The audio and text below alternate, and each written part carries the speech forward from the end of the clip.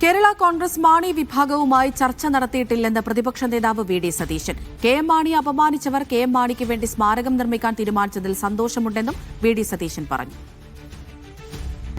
അല്ല, ഞങ്ങൾ ഒരിക്കലും അവരുമായിട്ട് ചർച്ച നടത്തിയെന്നോ അല്ലെങ്കിൽ അവർ UDFന്റെ മുന്നണിയിലേക്ക് വരാമോ എന്നോ പറഞ്ഞു. ഇന്നും അന്നും ഞങ്ങൾ പറഞ്ഞ ഒരേ വാചകമാണ്, അവർ ഇടതു മുന്നണിയിൽ നിൽക്കുന്ന ഒരു കക്ഷിയാണ്.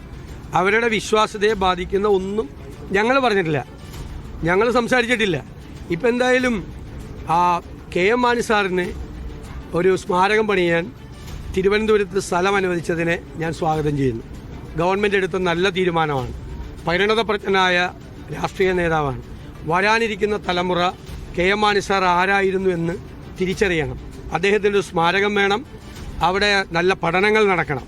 തീർച്ചയായിട്ടും ആ സ്ഥലം കിട്ടാൻ വേണ്ടിയിട്ട് ഞങ്ങൾ കൂടി ഒരു നിമിത്തമായതിൽ ഞങ്ങൾക്ക് വലിയ സന്തോഷമുണ്ട്. ഇല്ലെങ്കിൽ 10 കൊല്ലമായിട്ട് കൊടുക്കാത്ത സ്ഥലം ഇപ്പോൾ കൊടുത്തതിൽ തീർച്ചയായിട്ടും അത് വളരെ സന്തോഷമുണ്ട്.